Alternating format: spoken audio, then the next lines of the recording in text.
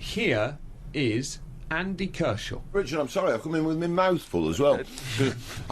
Apologies, I was so late arriving. Why does traffic in London slow down when it rains? It always does. It does, doesn't it? It's not just London, all over the country. Well, your very kind assistant Alice is just pouring coffee down my neck and was giving me a Twix, which is... I'm frantically trying to swallow so I can sit down and talk to you. Right, there we go. That's fine by me. You'll get a sugar hit from the chocolate, you get a bit of a caffeine hit, you're going to be on good form, that's all right. Yeah, people get scared of a bit of rain, don't they? I don't really understand it. I'd have been quicker on the tube, I know that. Public transport. Hey, listen, Andy, don't worry. I'm glad you're here. And there's a lot... Well, thank you for having me. No, my pleasure. So, a couple of things to talk about, really. You've got a new show starting on Radio 3. No. I did Music Planet for them, recorded all over the world last year. Is it not coming back? It was great to do that, I must say. And they went out in January and February. And at the moment, no, I've not been asked to do anything else, but I'd be happy to do so if they want to do that. Oh, I've got here that it's going out on July the 9th, so that's obviously... maybe they're repeating it, Andy, and you're just not aware. But I want... Oh, no, I'll tell you what, I know what you're talking about. There's a programme on Saturday, which on Radio 3, which is a one-off special that we made when we were in Siberia last summer. We found ourselves in Siberia for what seemed like months. Well, any period of time when you're in Siberia feels like months. And we did the recordings for the Music Planet Siberia programme, and then we did a load more recordings as well. And we thought, well, we might as well make another Siberia special. Given the clamour that there is in the Radio 3 audience for lots of programmes about Siberia. So there's another one going out there. I think it's Saturday. No, yes, I've got that's all right. So I was kind of right. July the 9th, which is, yes, that's 2 days from now. That is Saturday. I was wrong. I'm a twerp. Sorry, Richard. Look, at least it's been an entertaining start to our interview. Sorry, this is not just about Siberia. This is about Siberian music. Yeah. You've got to love your world music, haven't you? You don't know what it sounds like yet. You have to hear the programme before you can make a judgment about it. How prejudicial of you. Did you like Siberian? Some of it, yeah. Is it on your iPod? Would you play it at home? I don't have an iPod. Some of it, I still have vinyl. Some of it's extraordinary, and some of it, yes, after a while, even me as Mr. World Music, I think, has heard enough Siberian throat singing to last him through his new lifetime. Just describe it. So it's throat singing. Variants of. Okay, well, if you want to hear more of that, BBC Radio 3 on Saturday. Andy, I read throughout this list of some of the things that you've done in your life and your career. It's an impressive list. Presented Live Aid at 25. You've been to the... haven't done the television less than a year as well. That was the extraordinary thing about presenting Live Aid. I was a newcomer to television, which is probably the reason I got through it without being totally fazed by it. What do you remember? I probably thought to myself, Richard, all live outside broadcasts are as chaotic as this, because I'd never done one before. So I just took it in my stride, whereas everyone else around me was panicking. And was it total chaos? Total chaos. There were no precedents on which to build. There was no framework to measure this by, no benchmarks. And so it was chaos all day long. But it was enjoyable chaos, but we didn't know what we were doing, and we were just making it up as we went along, and that was true of us, the BBC, handling the television coverage, whether it was presentation or the engineers. It was also true of the people who were doing the staging of the concerts, of the performances themselves, and the performers. It was without precedent. It's better like that. Who wants slick television? It's much more exciting to watch. I came here to what was laughably called a planning meeting the week before Live Aid happened, and at the time I had a little flat down in Chiswick, and I came away from this planning meeting more baffled and bewildered and knowing far less than when I'd left the flat in Chiswick about 2 hours before. But we got through it all right. Did you? And the full account is in my book, Richard. Well, I'm aware of that. I've read your book. It's Andy Kershaw's No Off Switch. Did you interview John Hurt? Is that right? Was it John Hurt that you interviewed? Without knowing who he was. You didn't know who he was? Well, in a way, why should I have done? I mean, I wasn't a theatre goer or much of a cinema goer. Oh. And in that chaos of the makeshift studio for makeshift television under the roof of Wembley Stadium, the football commentary box, I was there on this sofa with the sort of backdrop of the stage behind me, and the crowd. And one of these, somebody was playing, or there was something running on videotape at the time. And all the production people behind the cameras were getting into a terrific tiz and very excited because they all said, John Hurt's coming. And we've got John Hurt. John Hurt's on his way up. He's coming up the spiral staircase now. And I'm sitting there, and I'm going to Trevor Dan, who was the main producer, our whistle test producer as well. Yeah. I'm saying, Trevor, I'm trying to make myself heard over this clamour. Trevor, who's John Hurt? He was pretty famous in '85. But not if you took no notice of cinema or theatre. So if he'd been like a Mongolian musician, then maybe... Well, actually, maybe my interest in music in other parts of the world, but that then hadn't really developed. But he wasn't on my radar. No. And so there's also, simultaneously, there's a floor manager behind the camera shouting, "And 30 seconds, studio," and I'm still going, "Trevor!" Whilst his floor manager is shouting, "And 10 seconds, studio," Trevor, I finally get his attention, and he's mouthing over the top of the camera, and I'm staring at this black mirror that's the camera lens, down which I was later told there were more than 1 billion people. Yeah. And he's going, actor, elephant man, which meant very little to me. Well, and I asked some very bland question about whether the acting profession would like to match what the rock and roll community was doing, something along those lines, and bust my way through it. Innes in Bollington in Cheshire, Andy Kershaw back on the radio, bloody fantastic. The world has just got a little bit better. Oh, aren't people nice? Thank you. He's a broadcasting legend. Welcome back. Well, thanks very much. And write your book. It's nice to be back. It's good to have you. It's good to hear you on the radio, Andy. One of the greats. Listen, you've won more Sony Golds than anyone else, right? So I'm told, yeah. No, your book is no off switch. So let's start schooling days. It's just some interesting... Seriously, that's normally the bit in an autobiography I just skip past. Right. But there's some quite powerful stuff in there, some quite interesting stuff. You attended a school where your dad was the headmaster. Only very briefly, and then they changed the arrangements in Rochdale, and you had to go to the nearest comprehensive to where you lived, and that one was a dreadful school. You hated, I'm quoting you, every single rotten minute of that spiteful, small-minded, dehumanising... that was a prep school in Oldham. Yeah. But you had a terrible time at school. Yeah, in that school, yeah. Then later, things got okay. They were all right later on. But what's interesting, you said you got bullied and you felt isolated and lonely and miserable, and you vowed that no one would ever humiliate you or push you around again. Yeah. So it kind of, that experience drove you on, basically. Well, I don't think that was the only impulse in my life. I think there's been a few others as well. But I've always sympathised. I suppose I've always had an innate sympathy with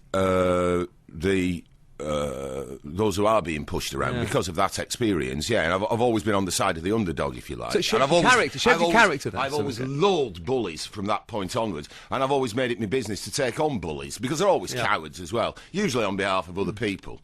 And you ran out of an economics A-level exam to go and see Bob Dylan. I did.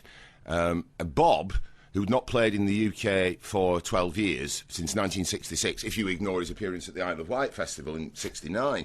I was a huge Dylan fan by 78, massive Dylan fan, obsessive. And it was announced in the January of 78 that he was coming to play these shows at Earl's Court. And there was enormous interest in this. And I camped out all night at a record shop in Manchester to get a ticket when they went on sale in the February for £5. For Earl's Court, and the date on my ticket when I got it was the 20th of June 1978. A few weeks later, what was then called the Joint Matriculation Board published the timetable for my A-level exams and my A-level economics, upon which my future at Leeds University largely depended.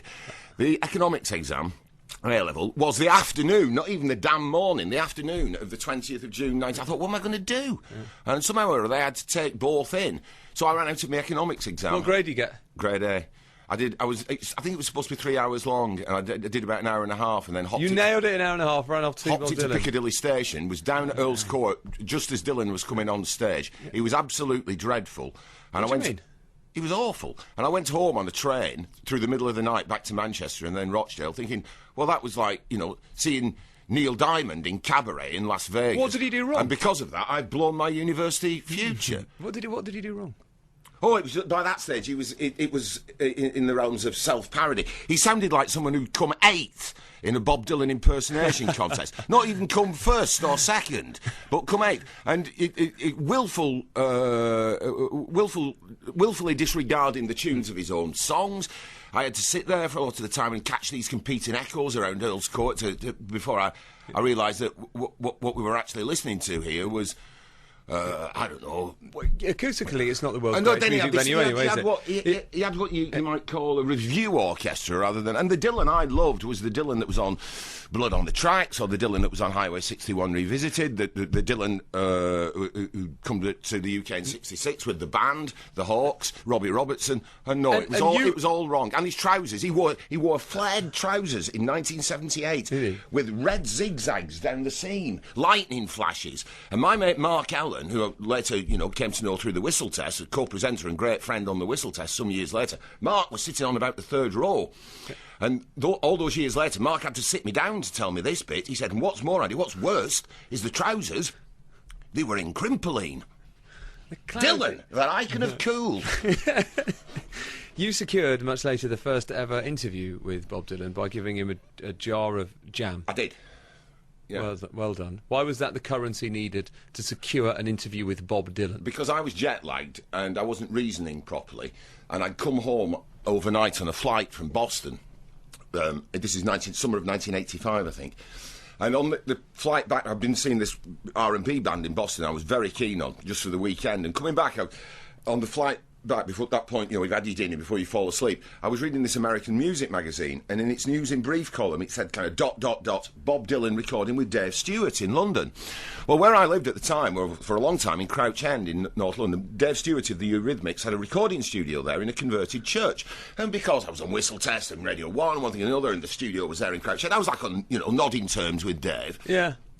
Anyway, I got back and I fell asleep, and there was so jet lagged. I was even dozing in front of the gas fire at my girlfriend's flat the following morning in Crouch End. And I woke up, and this thing that I'd read hours before, so the reality of it hit me, and I thought, Bob's at the end of the street. So in my dishevelled, half-asleep state, I tumbled out of the house and thought, I've got to go and see Bob, and set off through Crouch End to the church studios. And on my way, I thought, I want to repay Bob for everything he's given me. I'm going to give him a little present. And I looked to my right, and the first thing I saw was a Whole Food shop. And I dived through the door, and then the first thing I put my hand on was a jar of this jam called Hedgerow Jam. And a few minutes later, Dave Stewart's opened the door of the studios. I hear myself saying, "Hello, Dave, have you got Bob in there?" And he says, "Yes." I said, "Please, can I come in and see him?" And remarkably, Dave Stewart let me in. He said, "Yes." So there we go. We're upstairs, and there's Dylan. We're sitting on the edge of a drum rise, and I hand Dylan the jar of jam with the words, "It's jam, Bob. Hedgerow jam, made with real hedgerows." And then, flippantly, I said, "Please, can I interview you for the television rock programme I work for, Whistle Test?" Fully expecting him to say no, because he'd never given an interview to British television. And the bugger said yes. Maybe we need to revise our techniques and the ways that we try to secure interviews with big names. Let me ask you, you mentioned the Old Grey Whistle Test a number of times there. Just how, reflecting on that, how important was that programme? Well, I think for people of my generation, and for a while, from when it started, 40 years this year since it began in 71. Certainly for me anyway, Richard, when I was a kid, I'm getting more and more enthusiastic about rock music. It was, along with the John Peel programme, it was the thing that you had to watch. By that stage, my taste had developed, so I looked upon Top of the Pops as the programme for kids and for pop music and glam rock at that time. And Whistle Test was the music where you caught, like, the really serious stuff. And you have to remember, it was a very different culture then. There wasn't music all around us in the way that there is now. Music wasn't even used in... rock or pop music wasn't even used in television commercials. And there weren't many radio stations. There weren't many radio stations. The people who were in charge of the media in those days, whether it was national newspapers or whatever, they weren't of the rock generation. They were from before that, and it wasn't taken seriously. You didn't read about rock music in things like, the Daily Telegraph or the Sunday Times in the way that you do now. It just wasn't around. And because it was far more scarce, or the outlets for it were, you valued them even more. Of course. So in that way, it probably wouldn't work now. We wouldn't have the impact now, would it? Because... Well, I still get people coming up to me. And one of the most common things I get asked in the street by total strangers is, "Here, when are they going to bring the Whistle Test back?" Do you think it would work? Oh, yeah, of course it would work. I mean, to all intents and purposes, it was brought back years ago, but just renamed later with Jules Holland. Yeah. Where the only difference being is you have to have an admiring audience gathered around Jules, and he insists on playing along with every band that's on there. As though I would have reached under the sofa on the Whistle Test and whipped out a mouth organ and insisted on playing along with the Ramones. It was just as ludicrous as that. You mentioned John Peel there, and at Radio 1. You were there. You and John were both there in, I guess, what might be termed the smashy and nicey era. Did you and John feel like, I guess, like outsiders? Oh, God. Well, insiders, because what we did, it wasn't just me and Peel, it was Walters was the key figure in that relationship. Our shared producer, Your John producer, Walters. yeah. And Do you share an office, you and John Peel? An office? Well, that would be to dignify the complete and utter chaos that was room 318, which was Walters' office. Not my office, and certainly not Peel's. Walters' office. It was a space, probably in floor area, smaller than this table that we're sitting around. Yeah. It was just, there's a chapter in the book in which I'd take the reader on a guided tour of room 318. But what we did is we built a radio station within a radio station, really. And as musical allies, spiritual allies, Peel and I, as the front men, really, for Walters' genius, we operated out of 318 as... go on. Well, how did you view at that time the people like Tony Blackburn and your fellow presenters on the station? In fairness, Tony Blackburn wasn't there at the time. I've always got on very well with Tony Blackburn. I always got on very well. The smashy and nicey DJs in general, then, how did you guys view those? Well, Gary Davis, for example. By and large, I mean, there's a chapter again in the book called The Tour of the Cages. Mike Smith. Where I take people around, the offices of all the other DJs. DLT. I got on with them all fine, on the day. I had nothing in common Simon with them Bates. musically. There's a story about Simon Bates in the book, which I'm sure many readers will be... Adrian I almost Love. became a national hero till I was pulled back at the last minute. But most of them, it was fine. We had an understanding that we operated in a different musical sphere to the one they were in. And in terms of John Peel, do you think that ultimately, in the end, Radio 1 kind of marginalised John? Yeah, it marginalised me. But that was a different regime then, and, these robotic zealots and corporate zombies and modernisers with a capital M came in, and they had to interfere, and they knew best, didn't they? And they came, and then they were pushing the point when John died. They were. The last time I saw him, he was talking about how they were planning to shove him further and further back into the night. And what did he say about that? How did he feel about that? He was really demoralised by the whole thing. And there's an account of our conversation in the book. John's last words, when he did die, and I mentioned this because it was true to some newspaper that interviewed me, the BBC bosses, as they're always referred to in tabloid newspapers, drew the wagons into a circle and tried to deny that I'd had this conversation with Peel, which was outrageous. But John's last words to me before he waddled away down Portland Place towards Oxford Circus Tube was, "It's killing me." But I'm not saying that was the only thing, I think he felt demoralised, but then he was overweight, he was diabetic, he went on a holiday to Peru into an altitude of about 13,000 feet. Yeah. None of these things would have helped. How long were you at Radio 1 for? 15 years. And what was the reason that when they took your show away from you, what was the reason they gave you? Oh, it's because they just didn't want it anymore. It was something really that regime never fully understood. But within 2 weeks of me being sacked by Radio 1, the phone rang, and this was the difference between the radios 1 and 3. I got a phone call from a bloke calling himself Roger Wright and claiming to be the controller of Radio 3, wanting to take me out for lunch, and he did, a very nice man, and we're sitting down in an Indian restaurant near Broadcasting House, and he seduced me over the onion barges before we even got to the main event. With the words, do you know what I've always liked about your radio programmes on Radio 1? I looked at this fella and I thought, I can't for the life of me think what you'd like about my programmes. And he said to me, because when I was listening to them, I never knew what was coming next.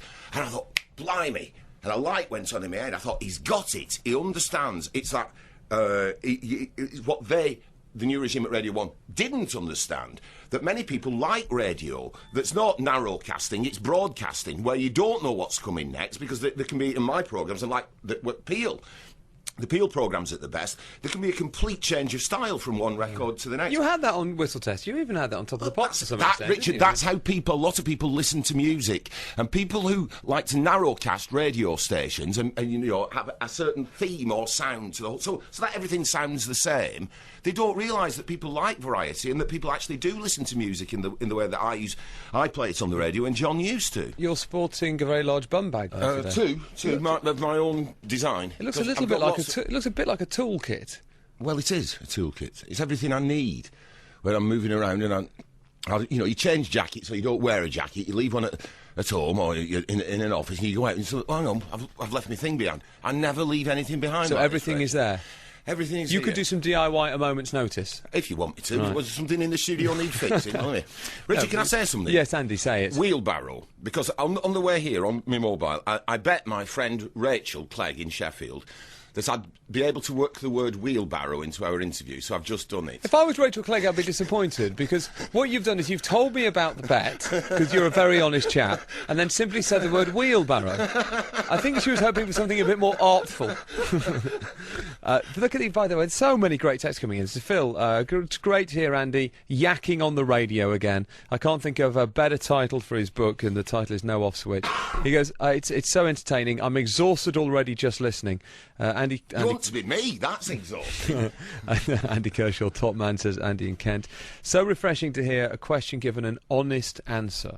Great interview. Andy is on tremendous form, and he's made of stern stuff. Long may he reign. That's Graham in Leicestershire. Classic Andy Kershaw on Jesus and the Mary Chain. They've only got one tune, but at least it's a good one. Come back to the radio, please. Did I say that? On, apparently. On whistle test. Looks True like it. as well. You agree with yourself? Is that Rachel talking about the wheelbarrow? I'm sorry, Richard. I forgot to switch my phones off before I came in. I'm doing it now. So there's been a sort of a shambolic edge to the interview, but one that I'm enjoying. Smooth as a furnace, me. You know that. Let's talk about some other stuff. You've travelled, you've worked as a kind of serious foreign journalist for quite a bit of your career as well, haven't you? From time to time, yeah. Travelled to various civil wars, one of the few journalists to report from the Rwandan genocide as well. That's true, yeah, in '94. And you said... For Radio 4, for the Today programme. There's something you say here as well, which is that in the book you talk about people suggest that you might have post-traumatic stress disorder from experiences like that, which you think is nonsense. Yep. However, you do think that going to places like Rwanda during the Civil War made it hard for you to deal with the banalities of everyday life in the UK. I mean, Rwanda was a really extreme case. But, you know, when you're in a fortunate enough position as I am to go and see remarkable things all over the world in remarkable countries, and sometimes even to get paid for it, but that's you sort of the routine of your life in your career. It does give you certainly a problem with dealing with the banal and the parochial and the everyday. You know, when you've been to some of those things and you've had those experiences, it's very difficult to come back here and sometimes and deal with what in the perception of other people is important stuff. And what it gives you when you go to those places, it gives you a sort of sense of proportion that perhaps most people don't have. So you come back in and you think, Jesus, is it really worth all this effort? This you know, perhaps some argument in the Westminster Village, which is making huge news headlines. You think it's just about nothing. Let me. By the way, that's one example. No. And you talk in the book. You've been to Haiti a number of times as well. That's like second home, yeah. Is it? Was you hit by the earthquake in the beginning of last year? Yeah, that's right. Have you been since the earthquake? No, I haven't. No, I've not had a chance because I was finishing the book and I had no money. Still have no money. I can't independently travel until perhaps I sell a few copies of the book, and that, you know, I won't see any money from it for some time. So Okay. I can't help travel. Andy travel by buying No Off Switch. In charity hardback. appeal. In hardback and a copy for a friend. It's a great book. There's so many remarkable stories in there. You dated Carol Vorderman and Karen Keating. Yes. Thank yes. you. Both of them. You were very about to deny that. No. It's in the book. Karen Keating for one night. Right, it's a date. Because I was told to by a mother, Gloria Honeyford, and Carol Vorderman for about 3 weeks in the summer of 1983. She was in a band with your sister. That's right. With She was Liz. in Dawn Chorus and the Blue Tits with my sister when we all lived in Leeds. This was really before Carol was well known, and certainly before I was doing anything. Like Whistle Test or Radio 1, and yes, she was in that little vocal group with our Elizabeth, but she left Dawn Chorus and the Blue Tits in a bit of a huff. Musical differences, we always used to say, anyway. Just before they had their big break and recorded their one and only John Peel session, on which I was guest whistler on a tune called Lucky Lips. And do you know what? I don't think Carol's media career has ever fully recovered from leaving Dawn Chorus and the Blue Sorry, Tits. Carol Vorderman did a session on the John Peel show. No, have you been listening to me? Oh, I see. She left just before the it was session. recorded, and I reckon Oh, damn, that she's never really recovered from Yeah, that, or her you career wouldn't. hasn't. Damn, that was going to be the best bit of trivia I'd heard in a while. Let's talk about... I got lucky lips on account of my lucky... I had to whistle on it for a peel session. That's their big track. Yeah. A lot of emails about what's happened to you over the last few years, and some very sympathetic emails. So let's talk about that. In your book, which is 42 chapters, what's happened in the last couple of years, you only cover in the last 2. Right. Well, I ascribe to it then the significance it deserves. You know, I'm not unique in having had a family disintegration and a nervous breakdown and having gone through that. I mean, perhaps the response to all that was slightly disproportionate, and other people who've been through those things weren't actually thrown in jail for it. But that's what happened to me. But look, you know, I spent a long time... I've done a lot of interviews in the last week, Richard. I'm very pleased that you and I have spoken about a lot of other things so far in this one. You know, I've done a lot of interviews in the last week around the book, and that's all a lot of those interviewers have wanted to talk about. You know, I've moved on. I wish other people... Yeah. And all that advice I was getting 3-4 years back about, now you've got to move on. Well, I have done. But sometimes I get the feeling that a lot of people out there, like in the media and what have you, don't want me to. They'd rather have me as that figure of 4 years ago. But because then I'm easy to stereotype and categorise. There was a woman who wrote a review for the Times of the Sunday Times of the book at the weekend. And she was irritated. She was complaining in the review that the book wasn't all about what happened 4 years ago. And she actually said, surely the reason for writing the book... no, darling, Camilla, she was called, one of the many Camillas who populate the literary world. No, Camilla, it's not the reason I wrote the book. It's a tiny bit of the book because it was also a tiny bit of my life, darling. I understand. And look, and I wanted Look to... at me now. Am I in the best physical and emotional condition of my life, Richard? I've moved on. Good, I'm glad you moved on.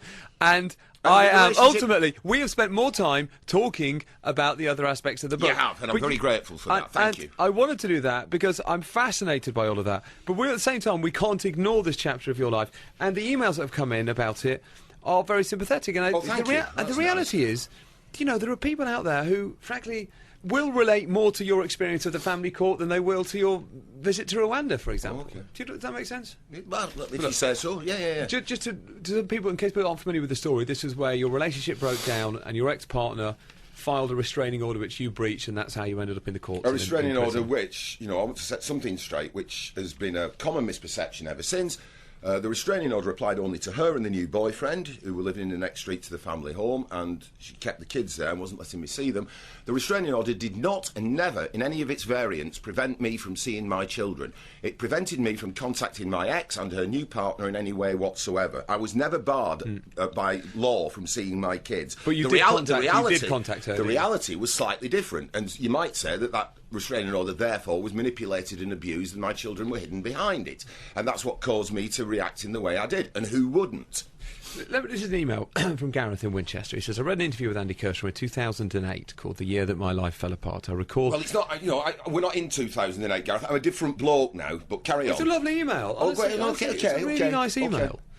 I recall that he was on the run from the Isle of Man police, which did happen at one point, and he said, I wouldn't previously have called myself a fan of Andy's. I didn't know much about him, but my heart went out to him. Oh, thank you. When I read that he'd written to his children every day for months and months, and yet his children were unaware of those letters. Yep. He had every right to be angry about that. The only thing I can say is that I feel a great deal for him in this world where female partners often get the custody of the children. I was fortunate.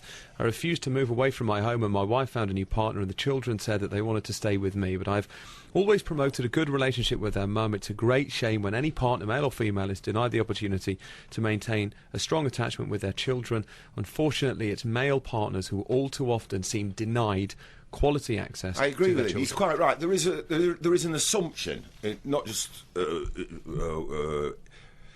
well, it's widespread, but it's certainly there in the agencies that deal with these things, that without any analysis of each individual case, there is a presumption that man must necessarily be wrong in these situations, woman must necessarily be right. And to a certain extent, I think I was slightly a victim of that. But, you know, we've all moved on now. Yeah. And the one thing I'd like to say, Richard, is perversely even, because of what we were all put through, the cruelties and humiliations and injustices which were heaped not so much on me but on my children 3-4 years ago, the relationship between me and the children now is stronger than ever and closer than ever. And that's what I can see you're uncomfortable talking about it. I'm not uncomfortable talking. I'm just bored with talking about it because not just in our chat here, because there's so many people who want, in connection with the book, want to talk about that to the exclusion of everything else. That. But do you know what? When you read it in that book, it's positive. Thank you. When you tell it is positive. Thank you. You come out of it very positively. Thanks. You did that. You had that show on Radio 4. And it isn't characterised, as was said in a review in The Observer or The Guardian Observer last weekend, by self-pity. Most people what would be your view? Most people who've read those last two chapters have said to me that if it's characterised by anything, it's a complete absence of self-pity. Rachel Cook. No, it doesn't.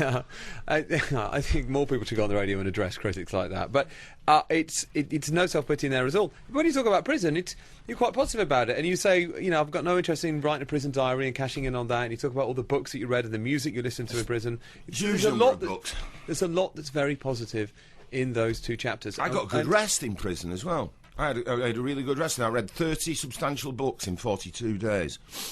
Did you make any friends? Did you meet any World Music or Radio 3 fans in prison? I didn't make any great friends in prison. There weren't many people with whom I had a lot in common. So they were all right. They were affable with me, and I was affable with them. But I basically just, from the moment I woke up till the moment I fell asleep, I just read. Do you think? I'll tell you why. Because you have to. You have to take. You go mad unless you took yourself out into another world of the imagination via perhaps a book. You go, And the other really strange thing I noticed about being in there, because the longest stretch they had me in was, I think, 42 days, was radio, of course, was very important to me. I had a radio and I listened all the time, mainly to Radio 3, 4 and the World Service, was how irrelevant the weather forecast was.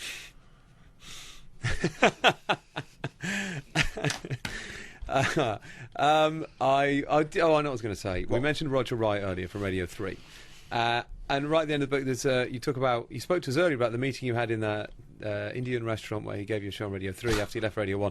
And then after all those troubles that you went through, he sat down and offered you another show, and you started sobbing. It's quite a moving moment it's a really moving moment. Well, I just thought, when you put through all that and you're in that position, and you read these things like lying around on the table here, and they've convinced you that you've become some kind of national pariah, and nobody's properly analysed what happened, really. Not even my pals in the broadsheet newspapers used enough journalistic investigative rigour to go and see what had actually happened. That was the scandal of how me and my children were treated on the Isle of Man. Had they done so, they may have examined, they may have had more to say about the conduct of the authorities on the Isle of Man rather than my conduct, but nobody bothered to do that. But, it's behind us. But Roger Wright, Radio 3, those guys, my day-to-day producers, who were more than me day-to-day producers, they're also my great pals, James Parkin and Roger Short, and then Roger Wright, the controller. They never, ever gave up on me, and for that I'll be eternally grateful, when many others did. And they were in almost day-to-day contact throughout all that period to make sure I was okay. Good. And then in the summer of 2009, I get this call from Roger Wright. Would I come to London to have lunch with him to discuss this new project he had in mind, which turned out to be Music Planet?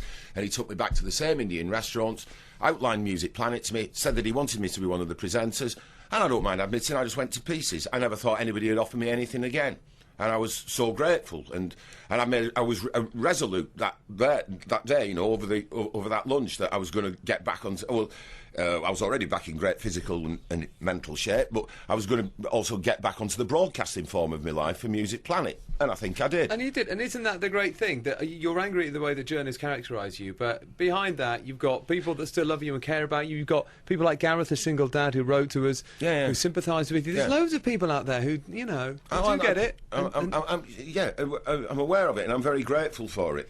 And I hope they all buy the book.